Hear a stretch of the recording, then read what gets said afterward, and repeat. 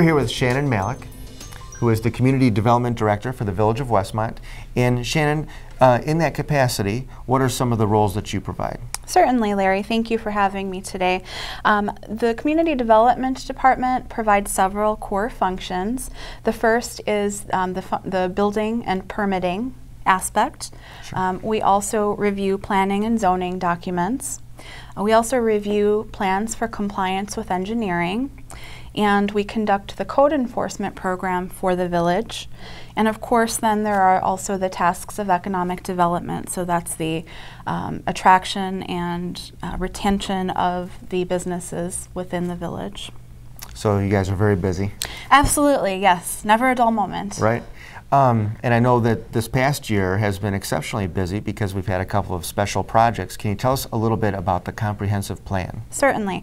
The comprehensive plan was initiated approximately 18 to 24 months ago. The village previously had a plan which was adopted in 1998, but with the new census information that has become available and also some of the incremental changes, so some of the new subdivisions that have taken place since the 98 plan, some of the downtown improvements that we've seen, it was thought that it was time for an update to that plan. A community wants to have a 10 to 20 year vision and typically updates those plans within a 5 to 10 year time frame. So it was thought now would be a good time with the economic downturn to focus on some of our long range planning goals and come up with what that future vision should be, because ultimately that forms the basis of how we make our day-to-day decisions, how the village board prioritizes how they'll spend funding on capital improvement projects and what developments should look like. And with the creation of that plan, I know community involvement was very necessary. Can you tell us a little bit about how residents and businesses got involved with that process? Certainly. The Village of Westmont's residents, business owners, property owners, elected and appointed officials, and the development community were instrumental in the creation of the new comprehensive plan. The plan was adopted on February 19th, and it was through the input of hundreds of individuals that we were able to gain a consensus opinion on what the best long-range vision should be. So Houseel Levine, our planning consultant, conducted a number of studies and surveys. We had community outreach to specific groups like the churches, some of the senior complexes. We were fortunate enough to have a class participate and provide a younger resident perspective. The feedback was exceptional. Our consultant tells us that we had amongst the highest response rates of any community that they've seen. And we're very fortunate that we were able to take all of that information and make it a part of our process. Great. And what's next for the comprehensive plan? You just mentioned that it has been approved and passed. As far as implementation, what are those next steps? So now that the plan has been adopted, this is where the rubber really meets the road. So the goals and objectives that were formulated as a part of the plan, we're going to be taking those back and determining through strategic planning what the key identified priorities should be. We're also working on a phase 2 with the planning consultant, and they're coming up with what's called a visual preference survey. That visual preference survey takes photographs of projects from our community, from surrounding communities in the region, and it asks the public to respond as far as how they like the photographs to see whether the types of developments they're seeing would be appropriate for our community. So that's our next step in terms of phase 2. And the consultant is also working on a mock-up of what specific business districts would look like in a fully built out scenario if all of the goals of the comprehensive plan were met, so that there's a way to visualize what that built out scenario would be like. Great.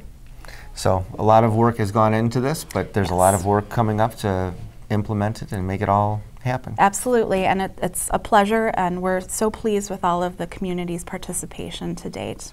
Great.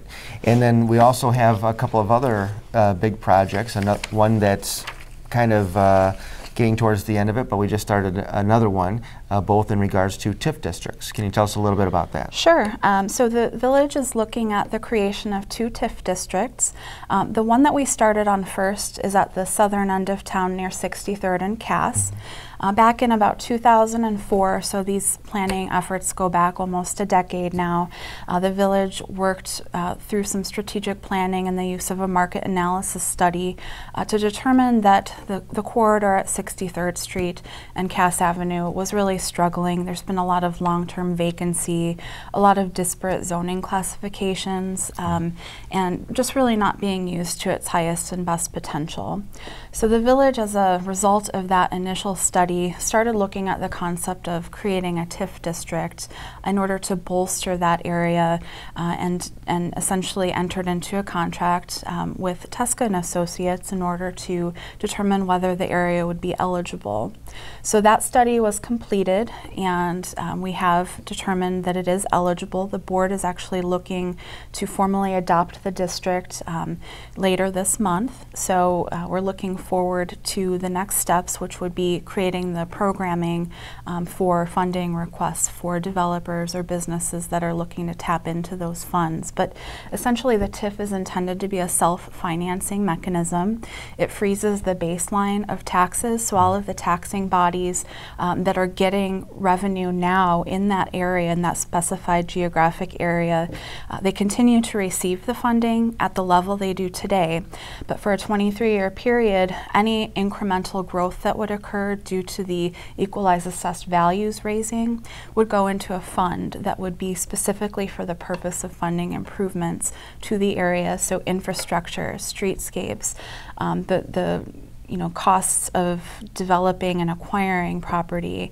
There's a myriad of lists that are, or a list of things that are all governed by state statute in terms of what that money would be available for, and we're really hoping that it kickstarts activity in the corridor. Excellent. And once again, this is a project that relies on community involvement. How has the community been involved and asked to participate in the creation of these TIF districts? Well, we have public hearings that were conducted as a part of the first TIF. The South Westmont Business District TIF is already past that point, and we had a great turnout for that. We also have an interested parties registry, so that anyone that is wanting to find out more information about the TIF and about both TIFs and how they'll proceed, they can go to the village website and sign up to be included in our distribution list. We also recently conducted, last couple of weeks ago, the community meeting for the Central Business District TIF.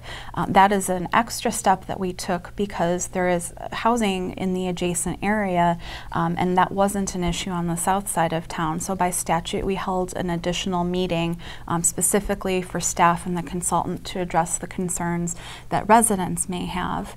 We had an excellent turnout. There was someone in every seat. We had overflow seating, very good, thoughtful questions that came out of the conversation. And in addition to residents, we had business owners and property owners. It was an excellent meeting, and I think it resulted in something you don't see very often, which is a round of applause at the end. So nice. In speaking with our consultant after that meeting, it seemed very evident that our residents are really excited about the possibility of the improvements that we could see downtown. Excellent. That's good to hear. If people have questions for your department, how do they get in touch with you? Yes, they can contact me at email smalik, M-A-L-I-K, at westmont.il.gov, or I can be reached, of course, by telephone at 630-981-6264. All right. Shannon, thanks so much for your time today. Thank you very much, Larry. You're welcome.